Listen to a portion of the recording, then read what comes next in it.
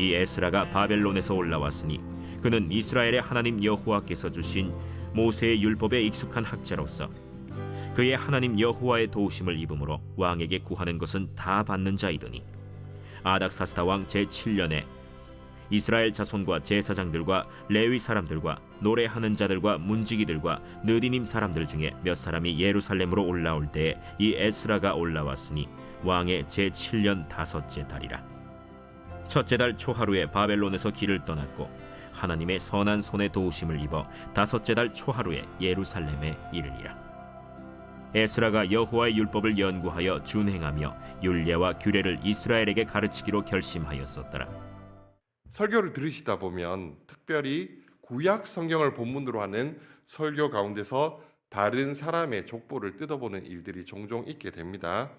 사실 저희 집 족보도 잘 안 보거든요. 제사 때 큰 집에 이렇게 올려놓기는 하는데 한 번도 그 안을 들여다본 적은 없었습니다. 자, 그런데 저희 집 족보도 안 보는데 다른 민족의 족보까지 뜯어봐야 되는 이유는 그 가운데서 하나님이 이루시는 일들과 하나님의 뜻을 발견할 수 있기 때문입니다.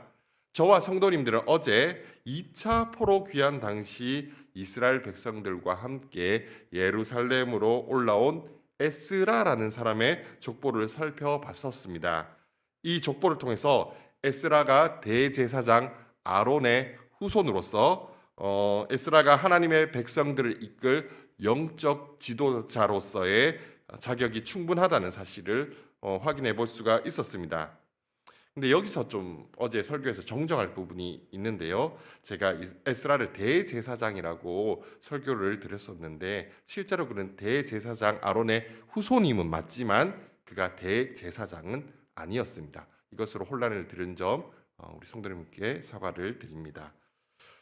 분명한 사실은 남유다의 마지막 대제사장 스라야의 죽음과 함께 또 성전이 없어져서 더 이상 신앙생활 제대로 할 수 없게 됨으로 인해서 이스라엘 민족들은 신앙적으로 대단히 암울한 시기를 보내고 있었습니다. 하지만 그 시간 동안 하나님께서는 그분의 백성들을 말씀으로 이끌 에스라라는 훌륭한 지도자를 준비하고 계셨습니다. 하나님께서 준비하신 지도자 에스라가 어떤 사람인지 오늘 말씀 속에서 한번 살펴보도록 하겠습니다. 오늘 본문 6절은 이 에스라가 바벨론에서 올라왔다라고 말씀하고 있습니다. 이 에스라라는 말은 어제 본문에 이어져서 이 에스라가 아론의 정통적 후손으로서 이스라엘 백성들을 가르칠 자격과 권위가 있는 사람이다라는 것을 다시 한번 짚어주고 있는 것입니다. 본문은 계속해서 이 에스라가 모세의 율법에 익숙한 학자이다라고 그렇게 말씀을 하고 있습니다. 여기서 익숙하다는 말은 원래 빠르다라는 뜻입니다. 생활의 달인 같은 프로그램에 보면은 자기 일에 익숙한 사람들을 보게 되는데 이 사람들은 같은 일을 하더라도 다른 사람보다 훨씬 빠르게 더 많은 일들을 해내는 것을 보게 됩니다. 그런데 이 에스라는 다른 일이 아니라 모세의 율법, 하나님의 말씀에 아주 익숙한 사람이었다라고 말씀하고 있습니다.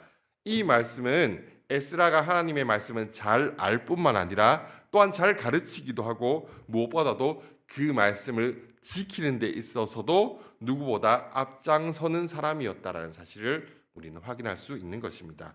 히브리어로 이 익숙하다는 말 속에는 신속히 행하다라는 뜻이 있습니다.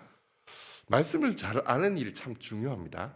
그리고 말씀을 잘 가르치는 것도 정말 대단히 귀한 은사인 것 같습니다. 그런데 말씀을 잘 아는 것만이 아니라 한 구절의 말씀을 듣게 되더라도 하나님을 의지하여 그 말씀을 신속히 행하는 것은 참으로 귀한 은사가 아닐 수 없는 것입니다. 저와 성도님들 또한 말씀에 익숙한 사람, 말씀을 들을 때에 그 말씀을 나의 말씀으로 아멘하고 신속히 행하는 하나님의 백성들이 되시기를 간절히 소망합니다. 방금 전 읽은 6절에 익숙한이라는 단어는 사실 성경 잠언에서도 나오고 있습니다. 제가 잠언 22장 29절의 말씀을 읽어드리겠습니다. 네가 자기의 일에 능숙한 사람을 보았느냐? 이러한 사람은 왕 앞에 설 것이요 천한 자 앞에 서지 아니하리라. 여기서 이제 나오는 능숙하다라는 단어가 오늘 본문에 익숙하다라는 말과 똑같은 단어를 사용하고 있습니다. 그런데 이처럼 자신의 일에 능숙한 사람은 왕 앞에 설 것이라고 말씀하고 있습니다. 그런데 정말로 오늘 본문 6절 마지막 부분을 보시면 잠언의 말씀에서처럼 에스라는 왕에게 구하는 것은 다 받는 자이더니라고 말씀하고 있습니다. 에스라가 왕에게 구하는 것은 다 받는 자라는 말은 그가 왕에게 신임을 받는 사람이라는 것을 보여주는데, 이 당시 페르시아에서 하나님의 말씀을 잘 알고 잘 지킨다고 해서 그 능력을 인정받을 수 있는 그런 곳은 아니었을 것이라고 생각이 듭니다. 에스라는 분명히 다른 분야에서도 노력하고 준비되었었기 때문에 왕의 신임을 받을 수 있었을 것입니다. 그런데 방금 전에 읽었던 왕에게 구하는 것은 다 받는 자라는 말씀 앞부분에 또 한 가지 매우 중요한 사실을 발견할 수가 있습니다. 6절 하반절에서 에스라에 대해서 이렇게 말씀합니다. 그의 하나님 여호와의 도우심을 입음으로 왕에게 구하는 것은 다 받는 자이더니라고 말씀하고 있습니다.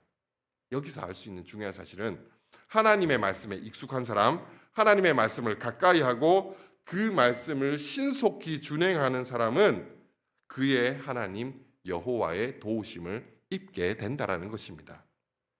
에스라가 왕에게 구하는 것은 다 받을 수 있을 정도로 신임을 받을 수 있는 인물이 되었던 것은 그의 능력이 출중했기 때문만은 아니었던 것 같습니다.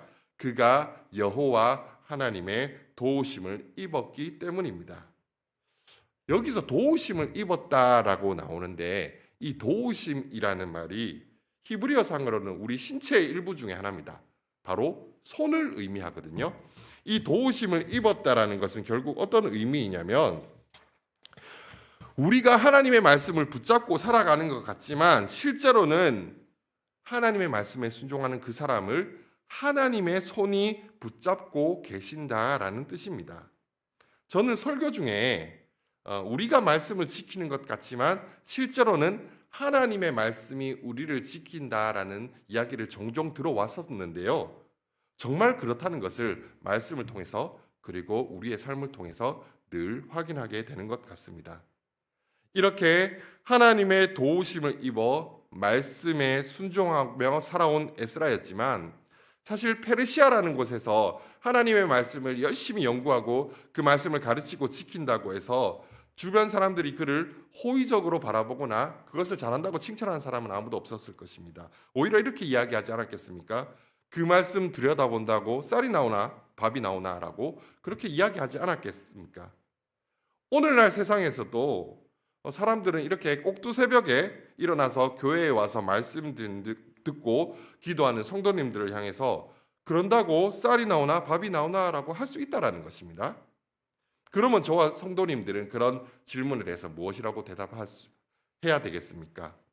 아무렴 나오지. 비록 쌀이나 밥은 아닐지라도 하나님의 은혜와 도우심이 내 삶 속에 흘러 넘치지라고 우리는 당당하게 말씀을 의지해서 고백할 수 있다라는 것입니다. 오늘 이 자리에 있는 저와 성도님들이 하나님의 도우심을 믿고 누가 뭐라고 해도 말씀을 꼭 붙잡고 살아가는 그러한 복된 은혜가 있으시기를 소망합니다. 놀라운 사실은 하나님께서 이렇게 말씀을 사모하는 에스라만을 도우신 것이 아니라 그와 함께 예루살렘으로 올라오게 되는 다른 이스라엘 백성들에게도 도우심과 은혜를 베풀어 주신다라는 것입니다. 어떤 도우심을 베풀어 주셨는지가 본문 9절에 나오는데요. 제가 9절의 말씀을 읽도록 하겠습니다. 첫째 달 초하루에 바벨론에서 길을 떠났고 하나님의 선한 손에 도우심을 입어 다섯째 달 초하루에 예루살렘에 이르니라. 이게 2차 포로 귀환 행렬이 예루살렘으로 바벨론 땅에서부터 출발해서 예루살렘으로 가게 되는데 첫째 달 초하루에 출발했다고 합니다. 그러면 1월 1일 날 출발한 것이거든요. 자, 그런데 다섯째 달 초하루에 도착했다라고 하니까 5월 1일 날 도착을 하게 된 것입니다. 그러면 5달이 걸렸다는 것인데 이 기간은 굉장히 긴 시간입니다. 이 긴 시간 동안 하나님께서 이스라엘 자손들을 돌보시고 지켜주셨다고 기록하고 있는 것입니다. 자, 그런데 오늘 본문에는 왜 하나님이 이들 이스라엘 자손들을 선한 손으로 도와주셨는지 그 이유에 대해서도 10절에서 말씀하고 있습니다. 우리가 보는 개역개정 성경에는 그 표현이 빠져 있지만 성경이 원래 기록된 히브리어로 10절을 보게 되면은 여기 이 10절에 생략된 표현이 있습니다. 원래대로라면 10절 맨 앞부분에 무슨 말이 나와야 되냐면 왜냐하면이라는 말이 들어가야 되고, 그리고 10절 제일 마지막 부분에 결심하였었더라가 아니라 결심하였기 때문이다라고 해야 성경의 원문과 더 비슷한 내용이 됩니다. 자, 그렇다면 제가 9절 마지막 부분과 10절을 성경 원문에 비슷한 의미로 다시 한번 읽어보도록 하겠습니다. 9절 마지막 부분은 이렇게 됩니다. 이스라엘 자손들이 하나님의 선한 손의 도우심을 입어 5째 달 초하루에 예루살렘에 이르렀다. 왜냐하면 에스라가 여호와의 율법을 연구하여 준행하며 율례와 규례를 이스라엘에게 가르치기로 결심하였기 때문이다. 이 말은 곧 에스라 자신이 여호와의 율법을 연구하여 준행할 뿐만 아니라 함께한 이스라엘 백성들에게 율례와 규례를 가르치기로 결심했기 때문에 하나님이 이스라엘 자손들에게까지 은혜를 베푸셨다라는 의미가 되는 것입니다. 아까 하나님의 말씀에 붙들린 사람은 그 삶 속에 하나님의 도우심과 은혜가 흘러 넘친다라고 말씀을 드렸었습니다. 그런데 오늘 본문을 보니까 정말로 하나님의 말씀을 연구하고 준행하고 가르치기로 결심한 에스라 한 사람의 결단을 통해서 하나님의 선한 도우심이 어디까지 흘러넘치냐면 이스라엘 모든 백성에게 임하는 모습이 기록되어 있는 것입니다. 성도님들, 이것이 말씀에 붙들린 자들의 모습입니다. 말씀을 지키고 그 말씀대로 살기 위해 몸부림치는 주의 자녀들을 하나님께서는 결코 그대로 내버려 두시지를 않으십니다. 그 사람을 존귀한 자로 세워 왕 앞에 서게 할 뿐만 아니라 그 사람을 통해서 다른 사람들이 하나님의 은혜와 도우심을 누리게 되는 복된 삶으로 변화되게 된다라는 것입니다. 저와 성도님들이 이 사실을 믿고 비록 세상 사람들이 우리를 비웃고 조롱할지라도 끝까지 하나님의 말씀을 붙잡고 살아가시기를 소망합니다. 그럴 때에 저와 성도님들의 삶을 통해 하나님의 귀한 능력이 임하고 우리를 붙잡아 주시는 하나님의 도우심이 넘치는 그런 복된 삶이 될 줄로 믿습니다. 기도하도록 하겠습니다. 하나님 아버지, 감사합니다. 하나님의 말씀을 신속히 준행하는 에스라와 같이 우리가 하나님의 말씀을 붙잡고 또 순종하며 살아가기를 원합니다. 우리의 힘으로 이 말씀들을 지킬 수 없습니다. 하나님의 힘으로 이 일들을 감당하게 주시고 또 하나님을 의지하며 순종하며 나아갈 때에 하나님의 귀하신 도움의 손길이 우리 삶 가운데 있을 줄로 믿습니다. 우리가 그 도우심과 은혜를 흘러보내는 복된 삶을 살아갈 수 있도록 하나님 은혜를 더하여 주시옵소서. 이 모든 말씀 예수 그리스도의 이름으로 기도드리옵나이다. 아멘.